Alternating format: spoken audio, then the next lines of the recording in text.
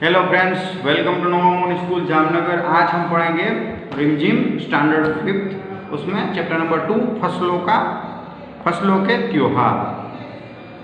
सारा दिन बोरसी के आगे बैठकर हाथ तापते हुए गुजर जाता है। कहाँ तो खिचड़ी के समय धूप में गर्माहट की शुरुआत होनी चाहिए और यहाँ हम सूरज के इंतजार में आस लगाए बैठे हुए हैं। पूरे 10 दिन हो गए, सूरज लापता है। आज सुबह तो रजाई से निकलने की हिम्मत नहीं हो रही थी। यानी कि फ्रेंड्स, ये ऐसे कोई बर्फ़ के जो हिस्से हैं, जैसे हमारे हिमालय है, वहाँ ज़्यादा ठंड होती है और ये सर्दियों का मौसम है और इसलिए क्या है, सब हाथ को तापते हैं सारा दिन बोरसी में यानी सगड़ी में। और जो सूरज है वो कभी जो निकलता नहीं है, क्योंकि बादल छाए हुए रहते हैं, इसलिए सूरज की किरणें हैं वहाँ पर नहीं पहुँचती है। लेकिन आज तो क्या हुआ कि रजाई में से निकलने की हिम्मत ही नहीं रही थी, क्योंकि उसमें इतनी ठंड थी, इसलिए ये हो रहा है। यानी कि फ्रेंड्स, यहाँ पे सर्दियों का मौसम था और ठंडी इतनी ज़्यादा थी कि बेड में से बाहर निकलने की हिम्मत ही नहीं हो रही थी। बाहर देखने से तो समय का अंदाज़ा बिल्कुल नहीं हो रहा, लेकिन घर में हो रही चहल पहल अब पता चल रही है। यानी बाहर हम देखते हैं तो कोहरा कोहरा छाया हुआ है, इसलिए कुछ पता नहीं चल रहा है कि कितने बजे हो गए, लेकिन घर की जो चहल पहल होती है उससे पता चल रहा है कि सुबह हो गई है। रह रह कर कानों में भी चांपाकल के चलने और पानी के गिरने की आवाज़, तो कभी किसी के हाँक लगाने की आवाज़ आ रही थी। जा भाग के देख, केरा के पता आयल की ना। यानी कि घर में, यानी कि कान जो सब कोई बातें कर रहे थे वैसी आवाज़ आ रही थी, या फिर कोई हाँक लगा रहा था ऐसी आवाज़ आ रही थी। ये फ्रेंड्स ऐसी दूसरी एक लैंग्वेज है, जा भाग के देख, केरा के पता आयल की ना, यानी कि ये दूसरे राज्य की लैंग्वेज होगी। आज ई लोगों के इठे के नईके का बोल जल्दी तैयार होकस, यानी कि ये ऐसा कुछ बोल रहे होंगे कि जा जल्दी बाहर जा और जल्दी जल्दी आ, यानी कि कोई सामान लेने के लिए लेकर जाना है और फिर से आना होगा। और उसने बोला कि आज ये लोगों के उठे के नहीं के काल, यानी आज ये लोग नहीं उठेंगे, बोल जल्दी तैयार होकस, यानी कि जल्दी से तैयार हो जाओ, क्योंकि आज इन लोगों को ज़्यादा ठंडी हो रही तो अभी उठ नहीं रहे हैं। अब तो उठने में ही भलाई है। तो अभी ये घर के कोई सदस्य होंगे, वो बच्चे को उठने के लिए कह रहे होंगे, नहीं नहा धोकर हम सभी एक कमरे में इकट्ठा हुए। दादा और चाचा ने क्या सफ़ेद चकाचक मांड लगी धोती और कुर्ता पहना हुआ है। खिचड़ी में ऐसन डांट हम पहले कब्बो ना देखी, निसारा दे कनकना देता, पापा ने कहा।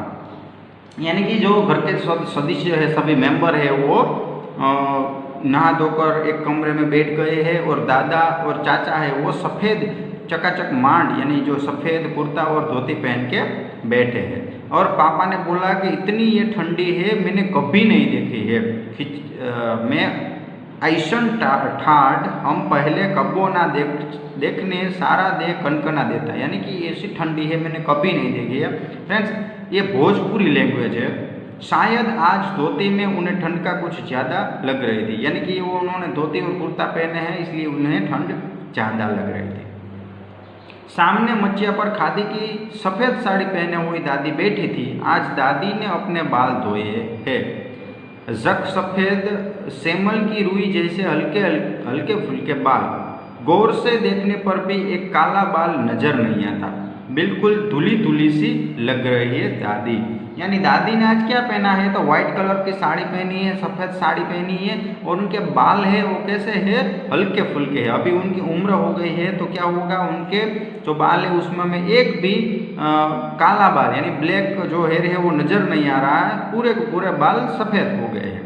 उनके सामने केले के कुछ पत्ते कतार में रखे हैं, जिस पर तिल, मीठा यानी गुड़, चावल आदि के छोटे छोटे ढेर पड़े हुए हैं। हमें बारी बारी से उन सभी चीज़ों को छूने और प्रणाम करने के लिए कहा गया।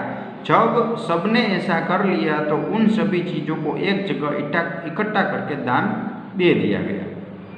यानी कि फिर क्या हुआ कि जो दादी है उन्होंने क्या किया, तिल है, मीठा यानी गुड़ है, चावल है, जो वहाँ पड़ा है, तो हम सब ने क्या किया, बारी बारी यानी सब टर्न वाइज है उनको प्रणाम किया, वंदन किया, और उसके बाद वो सारी जो थी तिल मीठा चावल उनको एक जगह पे रख दिया, क्योंकि वो दान करने के लिए था। आज तो अप्पी दीदिया बुरी फंसी, यानी कि अप्पी दीदिया है वो फंस गई। कैसे?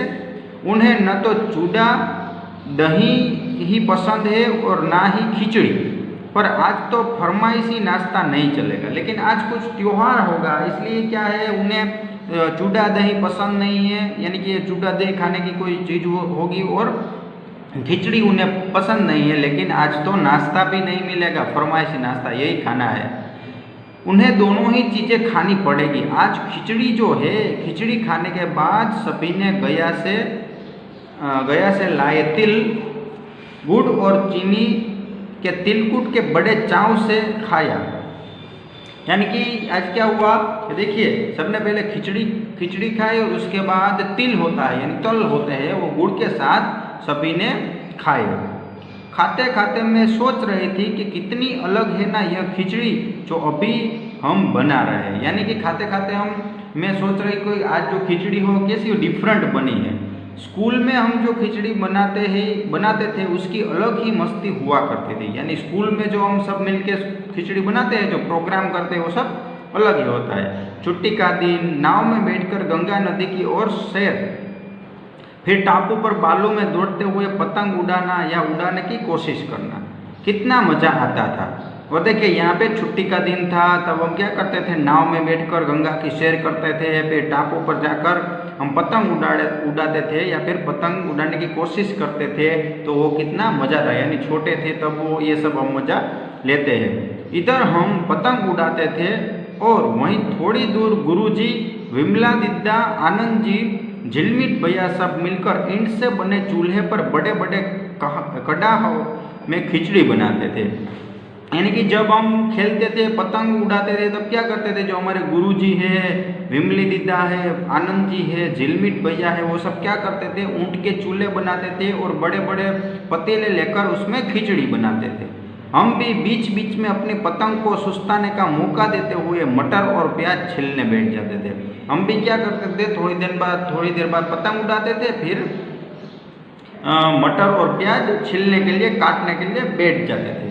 वैसी खिचड़ी फिर दोबारा खाने को नहीं मिली। वाकई ढंग कैसा भी हो, पर ये खुशियों का त्योहार है। जो खिचड़ी यानी कि हम छोटे थे, जो हम बनाते थे, वैसे आज तक खाने को नहीं मिल रही है। ढंग कैसा भी हो, यानी कि हम कैसे भी हो, लेकिन जो त्योहार है वो कैसे होते हैं, खुशियों के त्योहार है। जनवरी माह के मध्य में भारत के लगभग सभी प्रांतों में फसलों से जुड़ा कोई न कोई त्योहार मनाया जाता है। फ्रेंड्स, जनवरी मंथ में कोई ना कोई ऐसा फसल से जुड़ा त्योहार यानी फेस्टिवल है वो मनाते हैं। कोई फसलों के तैयार हो जाने पर खुशी बांटता है, तो कुछ लोग इस उम्मीद से खुश होते हैं कि अब पाला कम होगा, सूरज की गर्मी बढ़ने से खेतों में खड़ी फसल तेजी से बढ़ेगी। यानी कि ये फसल तैयार होने से कई सारे लोग खुशी से दूसरों को फसल बांटते हैं, और कई सारे ऐसे खुश होते हैं कि चलो अभी थोड़ी ठंडी या चली जाएगी, गर्मियों के मौसम में फसल तेजी से बढ़ेगी, यानी जल्दी से वो ग्रो होगी। सभी प्रांतों और इलाकों का अपना रंग और अपना ढंग नजर आता है। यानी सभी प्रांत है, जो स्टेट है और जो जिले हैं, अलग अलग स्टेट में, राज्य में अलग अलग जिले होते हैं, उनके जो रंग और ढंग की, उनकी जो ज़मीनें होती है, उनका जो वेदर होता है, वातावरण, वो सब चेंज होता है। इस दिन सब लोग अच्छी पैदावार की उम्मीद और फसलों के घर आने की खुशी का इजहार करते हैं। उस दिन क्या करते हैं, यानी कि जो जनवरी के शुरुआत में, कि क्या वो कैसे अपने फसलों को घर पे ले आएंगे, उसका इजहार करते हैं कि इतना होगा। उत्तर प्रदेश, बिहार, मध्य प्रदेश में मकर संक्रांति या तिल संक्रांति, असम में बिहू, केरल में ओणम, तमिलनाडु में पोंगल, पंजाब में लोहड़ी, झारखंड में सरहुल, गुजरात में पतंग का पर्व सभी खेती और फसलों से जुड़े त्योहार है। यानी कि फ्रेंड्स देखिए, यहाँ पे उत्तर प्रदेश, बिहार, मध्य प्रदेश में मकर संक्रांति को क्या कहते हैं, तिल संक्रांत कहते हैं, तिल संक्रांत। असम में उसको बिहू बोलते हैं मकर संक्रांति को, केरल में उसको ओणम बोलते हैं, तमिलनाडु में पोंगल बोलते हैं, पंजाब में लोहड़ी बोलते हैं, झारखंड में सरहुल बोलते हैं और गुजरात में पतंग उड़ाते हैं, तो पतंग का त्यौहार आता है। इन्हें जनवरी से मध्य अप्रैल तक अलग अलग समय मनाया जाता है, यानी जनवरी से वो स्टार्ट होता है और अप्रैल के जो बीच में हाफ टाइम के अंदर ये सब जो फेस्टिवल है वो अलग अलग राज्यों में आ जाते हैं। झारखंड में सरहुल बड़े जोशो खरोश से के साथ मनाया जाता है, 4 दिनों तक इसका जश्न चलता रहता है। फ्रेंड, जैसे अभी हमारी जन्माष्टमी आ रही है तो जन्माष्टमी हम कैसे 4 दिन मनाते हैं, उसी तरह झारखंड में ये भी जोरों शोरों से मनाया जाता है सरहुल त्यौहार। अलग अलग जनजातियाँ इसे अलग अलग समय में मनाते हैं। संथाल लोग फरवरी मार्च में, तो ओराव लोग इसे मार्च अप्रैल में मनाते हैं। यानी फ्रेंड्स, जो हमारी जनजातियाँ है, जो हमारे आदिवासी लोग हैं, वो इस फेस्टिवल को डिफरेंट तरीके से मनाते हैं। उसमें जो संथाल लोग हैं वो फरवरी और मार्च में इस त्यौहार को मनाते हैं, यानी मकर संक्रांति को। ओराव लोग हैं वो मार्च और अप्रैल में मनाते हैं। आदिवासी आमतौर पर प्रकृति की पूजा करते हैं। आदिवासी लोग प्रकृति की पूजा करते हैं।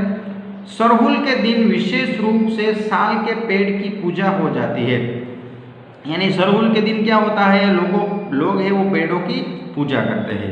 यही समय है जब साल के पेड़ों में फूल आने लगते हैं। जो साल होते हैं उस पेड़ की पूजा करते हैं। साल, शीशम, ये सब हम पढ़ते हैं, उसमें साल का जो पेड़ है उसकी पूजा करते हैं। और मौसम बहुत ही खुशनुमा हो जाता है। स्त्री पुरुष दोनों ही ढोल मजीरे लेकर रात भर नाचते गाते हैं, यानी कि साल के जो वृक्ष होता है उसकी पूजा करते हैं। उसके बाद स्त्री और पुरुष दोनों ही ढोल मंजीरा लेकर नाचते हैं। देखिए यहाँ पे छोटे बच्चे को चित्र दिया गया है आपको। चारों ओर फैली हुई छोटी छोटी घाटियाँ, लंबे लंबे साल के वृक्ष का जंगल और वहीं आसपास बस छोटे छोटे गांव। चारों ओर कैसा है फ्रेंड्स, तो चारों ओर छोटी छोटी घाटियाँ है, यानी लंबे लंबे साल के वृक्ष का जंगल है और छोटे छोटे उसके अंदर गांव है। लिपे पुते करीने से बुहरे और सजाए गए अपने घरों के सामने लोग एक पंक्ति में कमर में बाहें डालकर नृत्य करते हैं। अगले दिन में नृत्य करते हुए घर घर जाते हैं और फूलों के पौधे लगाते हैं। फ्रेंड्स, यहाँ पे जो लोग हैं वो जैसे हम कैसे नवरात्रि में डांस करते हैं, यानी कि नवरात्रि माता जी के गरबे गाते हैं, यानी कि उसी तरीके से यहाँ पे वो भी ऐसा ही करते हैं। हाथों में हाथ डालकर वो एक नृत्य करते हैं और अपने घर पर वो जाते हैं और यहाँ पे फूल और पौधे लगाते हैं। घर घर से चंदा मांगने की भी प्रथा है, यानी चंदा भी मांगते हैं यहाँ पे। पर चंदे में मालूम है क्या मांगते हैं, ये चंदे में क्या मांगते हैं, फिर ये पैसा नहीं मांगते, क्या मांगते हैं, मुर्गा, चावल और मिश्री, यानी कि मुर्गा मांगते हैं, चावल और मिश्री मांगते हैं। फिर चलता है खाने पीने और खेलों का दौर। फिर क्या होता है, खाने पीने और खेलों का दौर होता है। तीसरे दिन जाकर पूजा होती है, जिसके बाद लोग अपने कानों में सरई का फूल पहनते हैं। तीसरे दिन पूजा होती है फ्रेंड्स उनके मंदिरों में, और कानों में लोग क्या पहनते हैं, सरई का फूल लगाते हैं कानों में, सरई। इस दिन से वसंत ऋतु की शुरुआत मानी जाती है। धान की भी पूजा होती है। पूजा किया हुआ आशीर्वादी धान अगली फसल में बोया जाता है, यानी इसे क्या कहते हैं, वसंत की शुरुआत होती है और घर में जो धान अनाज यानी गेहूँ बाजरा ये सब होता है उनकी पूजा होती है, और वही जो धान होता है वो आशीर्वाद के रूप में रखते हैं और अगले साल उसको बोते हैं। तमिलनाडु में मकर संक्रांति या फसलों से जुड़ा त्यौहार पोंगल के रूप में मनाया जाता है, यानी तमिलनाडु में जो त्यौहार मनाया जाता है उसे पोंगल कहते हैं। इस दिन खरीफ की फसलें चावल अरहर आदि कटकर घरों में पहुंचती है, यानी कि इस दिन क्या होता है, फसलें कटाई का काम होता है, चावल है अरहर ये सब कटाई करके घर पे पहुंचती है। लोग नए धान कूटकर चावल निकालते हैं। हर घर में मिट्टी का नया मटका लाया जाता है, जिसमें नए चावल दूध और गुड़ डालकर उसे पकाने के लिए धूप में रख देते हैं। तो फ्रेंड्स, अभी तमिलनाडु में कैसे लोग फेस्टिवल को मनाते हैं, तो जो नए जो धान आए हैं उसमें चावल है उसको कूटते हैं, उसके बाद घर में एक मटका ले आते हैं बाहर से। उस मटके में वो चावल दूध और गुड़ ये तीनों डालकर क्या करते हैं, धूप में रख देते हैं। हल्दी शुभ मानी जाती है, यानी हल्दी है वो शुभ मानी जाती है, इसलिए साबुत हल्दी को मटके के मुंह के चारों ओर बांध देते हैं। इसलिए वो क्या करते हैं, जो मटका होता है उसके मुंह पर ऐसे चारों ओर हल्दी को बांध देते हैं। यह मटका दिन में 10:30-12 बजे तक धूप में रखा जाता है।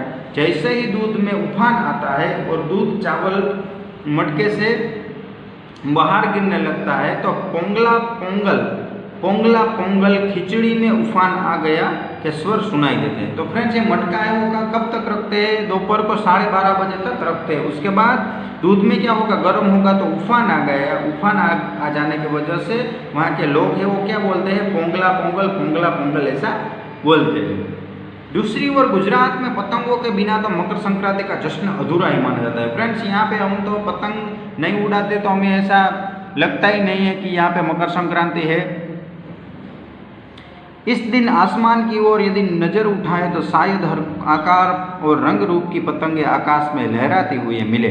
प्रत्येक गुजराती चाहे वह किसी भी धर्म जाति या आयु का हो पतंग उड़ाता है। हजारों लाखों पतंग से सूर्य भी ढकसा जाता है। यानी फ्रेंड्स जो गुजरात में पतंग उड़ाया जाता है ऐसा कोई व्यक्ति नहीं होगा जो पतंग नहीं उड़ाता होगा, धर्म के हिसाब से या फिर छोटा है बड़ा है, ये सब है। लाखों पतंग आसमान में उड़ते हैं और सूरज को ढक देते हैं। कुमाऊं में मकर संक्रांति को दुधुतिया भी कहते हैं, दुधुतिया भी कहते हैं। इस दिन आटे और गुड़ को गूंदकर पकवान बनाए जाते हैं। इन पकवानों को तरह तरह के आकार दिए जाते हैं, जैसे डमरू, तलवार, दाडिम, फूल आदि। पकवान को तलने के बाद एक माला में पिरोया जाता है। माला के बीच में संतरा और गन्ने की गंडेरी पिरोई जाती है। यह काम बच्चे बहुत रुचि और उत्साह के साथ करते हैं।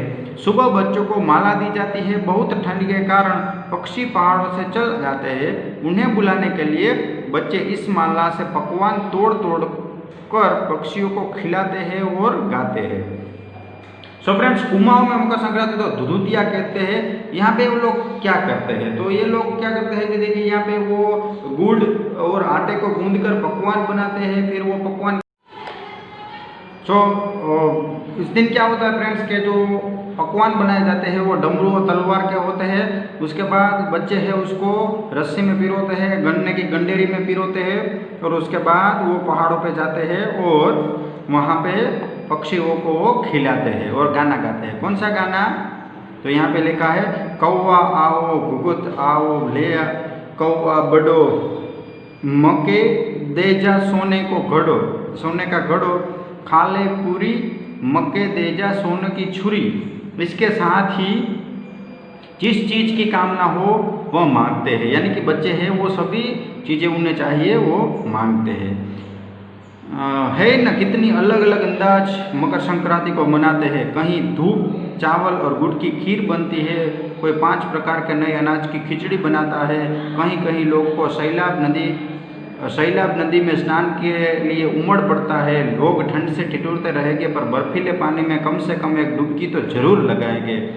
हाल यह तो है कि इन जगहों पर तिल रखने की भी जगह नहीं होती। तिल से याद आया, मकर संक्रांति के दिन पानी में तिल डालकर स्नान करना, तिल का दान करना, आग में तिल डालना, तिल से कल पकवान बनाना विशेष महत्व रखता है। तुम्हारे घर या इलाके में इस त्योहार को कैसे मनाया जाता है? इसे खिचड़ी, पोंगल, मकर संक्रांति या कुछ और भी कहा जाता है, या तुम फसलों से जुड़े कोई और त्योहार मनाते हो? यदि तुम आपस में बात करो तो तुम्हें यह जानकर हैरानी होगी कि कई बार एक ही इलाके में रहने वाले लोग भी इस त्यौहार को अलग अलग ढंग से मनाते हैं।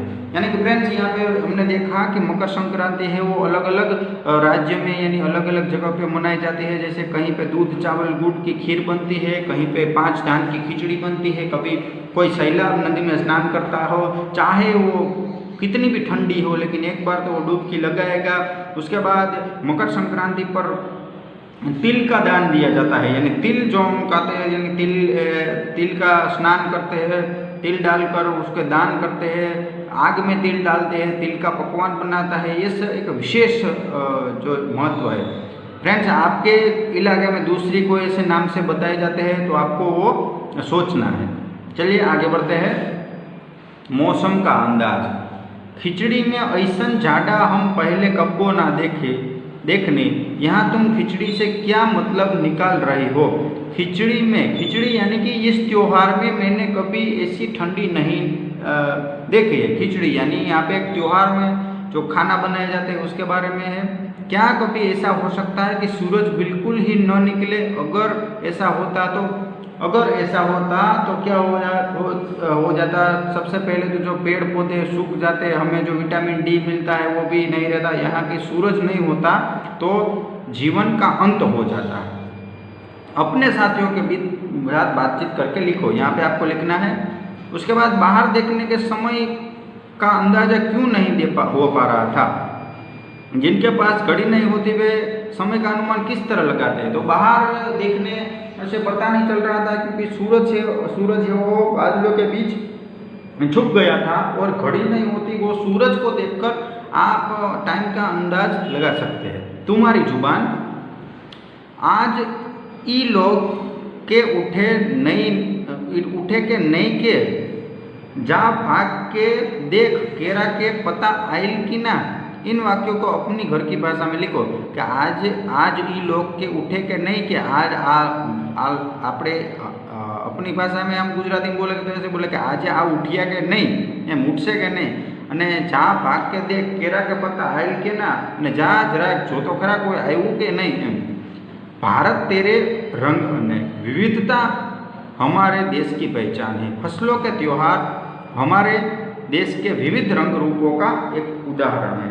नीचे विविधता के कुछ और त्योहार दिए गए हैं। 5 बच्चों को समूह में एक उदाहरण ले और उसे जानकारी इकट्ठी करें। जानकारी चित्र, फोटोग्राफ, कहानी, कविता, सूचना पर सामग्री के रूप में हो सकती है। इस जानकारी को कक्षा में प्रस्तुत करें। यानी फ्रेंड, जैसे हमने देखा यहाँ पे फसलों का त्योहार, तो इन सभी जो फेस्टिवल यहाँ पे मनाए जाते होंगे इंडिया में, पहला है भाषा, यानी भाषा के अलग अलग फेस्टिवल है। जैसे 14 सितंबर को हम हिंदी दिन बनाते हैं, इसी तरह हमारी जो लैंग्वेज होगी उसके हिसाब से यहाँ पे भाषा के हम त्यौहार बनाते होंगे। तो आपको क्या करना है, उसके बारे में कहानी, कविता है वो ढूंढकर क्या करनी है, इकट्ठी करके पढ़नी है। भोजन के हिसाब से भी हमारे यहाँ त्यौहार होते हैं। कपड़े, लोक कला, नया वर्ष और लोकगीत। तुम्हें कौन सा त्यौहार सबसे अच्छा लगता है, क्यों? इस दिन तुम्हारी दिनचर्या क्या रहेगी? यानी फ्रेंड्स, आपको जो भी अच्छा लगे वो आप यहाँ पे लिख सकते हैं। उसके बाद अन्न के बारे में, फसल के त्योहार का तिल का बहुत महत्व मूल्य है। तिल का किन किन रूपों में इस्तेमाल किया जाता है पता करो। यानी तिल होता है उसका इम्पोर्टेंस सबसे ज़्यादा है फसल में, तो वहाँ क्यों यूज़ होता है? तो तिल है वो स्नान में यूज़ होता है, तिल है वो रसोई में होता है, जो तिल है वो हवन में हम डालने के लिए यूज़ होता है, पकवान बनते हैं तो ऐसे तिल का यूज़ होता है। क्या तुम जानती हो कि तिल से तेल बनता है और किन चीज़ों से तेल बनता है और कैसे? हो सके तो तेल की दुकान में जाकर पूछो। यानी कि तिल है उसमें तेल बनता है फ्रेंड्स, हमने देखा कि ऑयल बनता है, उसके बाद सनफ्लावर में है, ग्राउंड नट में है, ये सभी में हमें ऑयल हम निकाल सकते हैं। आगे बढ़ते हैं, किसान और चीज़ों का सफ़र। किसान और खेती बहुत से लोगों की जानी पहचानी दुनिया का हिस्सा नहीं है। विशेष रूप से शहर में ज़्यादातर लोग को यह एहसास नहीं है कि हमारी ज़िंदगी किस हद तक इनसे जुड़ी हुई है। देश के कई हिस्सों में आज किसान को जिंदा रहने के लिए बहुत मेहनत और संघर्ष करना पड़ता है। अगर यह जानने की कोशिश करें कि हम दिन भर जो चीज़ खाते हैं कहाँ से आती है, तो किसान की हमारी ज़िंदगी में भूमिका को हम समझ पाएंगे। आलू की पकौड़ी, बर्फ़ी और आइसक्रीम, इन 3 चीज़ों के बारे में नीचे दिए गए बिंदुओं को ध्यान में रखते हुए जानकारी इकट्ठी करो और मेरी कहानी के रूप में उसे लिखो। यानी फ्रेंड्स, जो किसान होते हैं हमारे लिए बहुत इम्पोर्टेंट है। किसान है वो अगर वो खेत में है वो धान नहीं उगाएगा, नहीं बोएगा, तो हमें कुछ खाने को नहीं मिलेगा। इसलिए किसान है वो इम्पोर्टेंस है हमारे लिए। यहाँ पे देखिए, आलू की पकौड़ी, बर्फ़ी और आइसक्रीम, यहाँ पे चीज़ें आपको दी गई है और नीचे के जो बिंदु है उस पर हम देखेंगे ध्यान से किन चीज़ों से बनती है। आलू की पकौड़ी, बर्फ़ी और आइसक्रीम किन चीज़ों से बनती है? तो आलू की पकौड़ी है वो आलू से, उसके बाद जो पकौड़ी बनती है वो वेट से बनती है। बर्फी है तो बर्फी में दूध लगेगा, मावा, आइसक्रीम, आइसक्रीम में भी दूध, इन चीज़ों से बनती है। इन चीज़ों का जन्म कहाँ होता है? तो इन चीज़ों का जन्म कहाँ होता है? पकौड़ी है वो हमें खुद बनाते हैं, बर्फी वो हलवाई बनाता है, आइसक्रीम है वो आइसक्रीम पार्लर में बनती है या फिर फैक्ट्री में बनती है। हम तक पहुंचने का उनका सफ़र क्या है, वो कैसे हमारे तक पहुंचते हैं? तो हम आप पकौड़ी का खाना चाहते हो तो आप बाहर भी खा सकते हो, घर में भी बना सकते हो। बर्फ़ी है वो बाहर भी ला सकते हैं या फिर घर में ये सब सामान लेकर हम बना सकते हैं। आइसक्रीम भी ऐसी ही है। उसके बाद इस पूरे सफ़र में किन लोगों की कितनी मेहनत लगती होगी? तो सबसे पहले फ्रेंड्स किसान के पास ये तीनों की तीनों वस्तुएं आती है। किसान हमें देता है, वो जो दूसरे दुकानदार के पास आती है और वहाँ से हमारे घर पर पहुँचती है। इन लोगों में से किसको कितना मुनाफा मिलता है? तो सबसे ज़्यादा से ज़्यादा मुनाफा बेचने वालों को मिलता है। अगले वर्ष कक्षा 6 में सामाजिक एवं राजनीतिक जीवन के बारे में पढ़ोगे तो ऊपर लिखे सफर में शामिल लोगों की दिनचर्या पता करने का मौका भी मिलेगा। यानी कि आप स्टैंडर्ड 6 में आओगे तब ये आगे चैप्टर में आपको पता चलेगा कि वो कैसे पहुंचती है हमारे घर पर। आगे बढ़ते हैं फ्रेंड्स। खास पकवान। गया शहर तिलकुट के लिए प्रसिद्ध है। हमारे देश में छोटी बड़ी ऐसी कई जगह है जो अपने खास पकवान के लिए मशहूर है। अपने परिवार के लोगों से पता करके उनके बारे में बताओ। यानी गया है वहाँ पे तिलकुट है वो बहुत प्रसिद्ध है। तो हमारे देश में से अलग अलग जो स्टेट है वो स्टेट के अंदर जिले तालुके में आपको कई सारे वस्तुएं हैं, खाने पीने की चीज़ है, पकवान है वो आपको मिलेगी। जैसे जामनगर है हमारा घुघरा के लिए फेमस है, इसलिए सभी अलग अलग जो सिटीज़ होते हैं वहाँ पे डिफरेंट फूड हमें मिलता है। पिछले 2 वर्ष में तुमने काम वाले शब्दों के बारे में जाना।